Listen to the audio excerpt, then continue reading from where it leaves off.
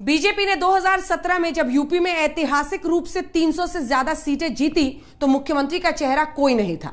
कई नामों पर चर्चा चली, फिर मुख्यमंत्री पद की शपथ योगी आदित्यनाथ ने ली। इस बार बीजेपी पहले से कह रही है कि योगी आदित्यनाथ को मुख्यमंत्री बनाना है।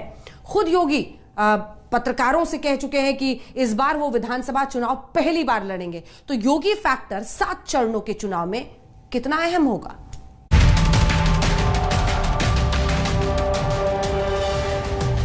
एक तरफ मोदी जी के नेतृत्व की भारतीय जनता पार्टी की सरकार और दूसरी तरफ वे लोग भी थे जो राम भक्तों पर गोलियां चलाते थे।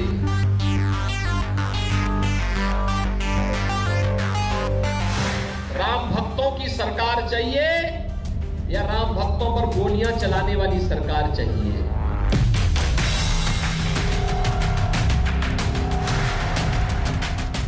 राम भक्तों की सरकार है।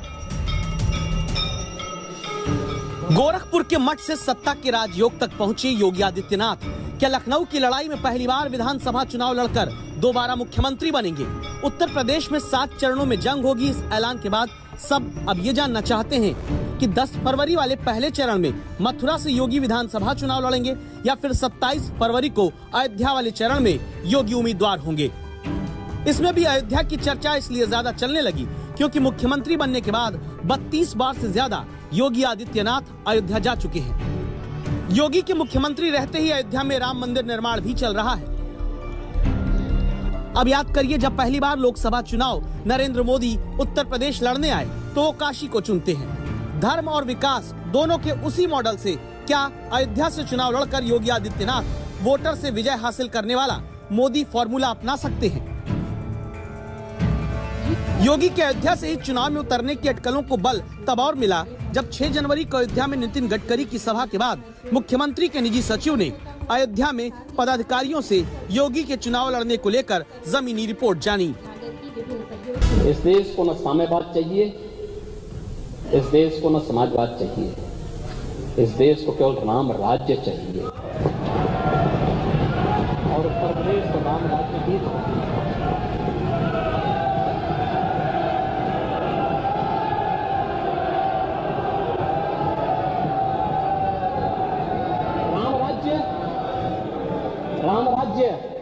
राम राज्य का मतलब जो सार्वकालिक है, सार्वदेशिक है, सार्वभौमिक है और काल परिस्थिति से प्रभावित शाश्वत है, वही राम राज्य है। मुख्यमंत्री जी इस बात को जानते ही नहीं है। उन्होंने न संविधान पढ़ा है, न संविधान के प्रेम्बल को पढ़ा है। हमारा संविधान के प्रेम्बल में शुरू में यह कहा गया कि हमारी सोशलिस्ट स्टेट होगी। भारत में जितने भी कार्यक्रम योजनाएं बनेंगी सोशलिस्ट बनेंगी। जो रामराज्य की बात करते हैं बिना समाजवाद के अधूरी हैं। जो रामराज्य की परिकल्पना है वो बिना समाजवाद के पूरे नहीं हो सकती। उत्तर प्रदेश के चुनाव में योगी फैक्टर कितना अहम है इस बात से समझ लीजिए कि दावा है कि पिछले 140 दिन में मुख्यमंत्री उत्तर प्रदेश के जिलों का 100 से अधिक बार दौरा कर चुके हैं। दिसंबर में योगी आदित्यनाथ 23 जिलों में जाकर लोकार्पण या शिलान्यास कर गए। नवंबर में 17 जिलों और अक्टूबर में 13 जिलों तक योजनाओं के प्रचार प्रसार में मुख्यमंत्री जा चुके हैं। योगी फैक्टर को इसीलिए मजबूत करते हुए खुद प्रधानमंत्री ने उत्तर प्रदेश के लिए उन्हें उपयोगी बताया। आज जब उस माफिया पर बुलडोजर चलता है,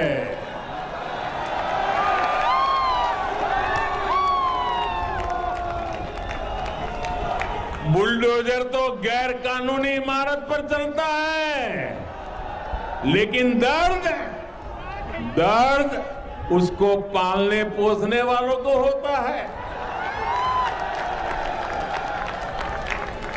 तभी आज पूरे यूपी की जनता कह रही है, यूपी प्लस योगी बहुत है उपयोगी।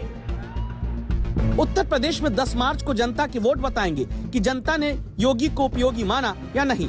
लेकिन चुनावी रणनीति के तौर पर देखें तो योगी इलेक्शन में वोट को किन फैक्टर से कंट्रोल करते हैं वो इस प्रकार हैं। पश्चिमी उत्तर प्रदेश में पलायन का मुद्दा, पूर्वी और सेंट्रल यूपी में माफियाओं पर बुलडोजर चलाने का मुद्दा, माफिया के कब्जे से जमीन छुड़ाकर गरीबों के लिए घर की योजना, ध्रुवीकरण वाली सीटों पर अब्बा जान वाला बयान, पश्चिमी यूपी में जिन्ना बनाम गन्ना की कहानी, अयोध्या के बाद मथुरा में कृष्ण जन्मभूमि को लेकर बयान देना। हमने कहा था अयोध्या में प्रभु राम का भव्य मंदिर निर्माण का कार्य प्रारंभ कराएंगे और अभी काशी में भगवान विश्वनाथ का धाम भी भव्य रूप से बन रहा है और फिर मथुरा वृंदावन कैसे छूट जाएगा। वहां पर भी काम भव्यता के साथ आगे बढ़ चुका है। आज कोई व्यापारी और कोई हिंदू प्रदेश से पलायन नहीं करता है, आज पलायन होता है प्रदेश से पैसे और अपराधी और माफियाओं का।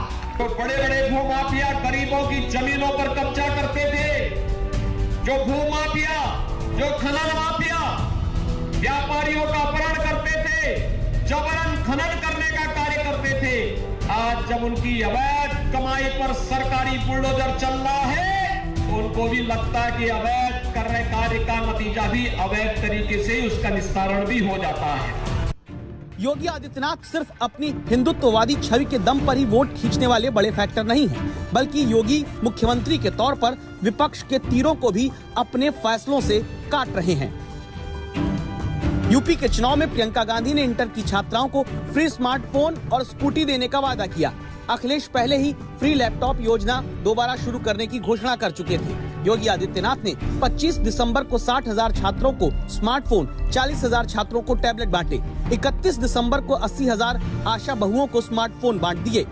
अखिलेश यादव ने गरीब परिवारों को 300 यूनिट फ्री बिजली और सिंचाई के लिए किसानों को फ्री बिजली देने की घोषणा की। इस दौड़ में दिल्ली के मुख्यमंत्री अरविंद केजरीवाल भी फिर शामिल हुए। उन्होंने दिल्ली की तरह फ्री बिजली पानी की बात उत्तर प्रदेश में कही। किसानों का बिजली बिल माफ करने की बात भी केजरीवाल ने कही। इन घोषणाओं के बाद मुख्यमंत्री योगी आदित्यनाथ ने किसानों को बिजली पर 50% छूट देने का ऐलान कर दिया। जब बिजली ही नहीं दोगे तो फ्री की बात कहां से आएगी? तुम तो शोषण कर रहे हो जनता का। बिजली नहीं दोगे लेकिन मीटर का किराया लोगे। ये फिक्स चार्ज पब्लिक से लेते थे, किसानों से लेते थे। हमारी सरकार ने जो फिक्स चार्जेस थे उसको हाफ किया है। पर यूनिट बिजली हमें 7 रुपए में पड़ती, हम 3 रुपए में किसान को देते थे, हमने उसको भी हाफ किया है। 10 मार्च का इंतजार जनता को था। ये वो तारीख होगी जिस दिन भारतीय जनता पार्टी की उत्तर प्रदेश से विदाई होगी। योगी आदित्यनाथ अगर 10 मार्च को आने वाले चुनावी नतीजे में बीजेपी को जिताकर मुख्यमंत्री बनते हैं तो ये फिर इतिहास ही होगा, क्योंकि उत्तर प्रदेश की जनता पिछले 3 दशक में सत्ता पर बैठे सीएम को दोबारा शपथ नहीं लेने देती।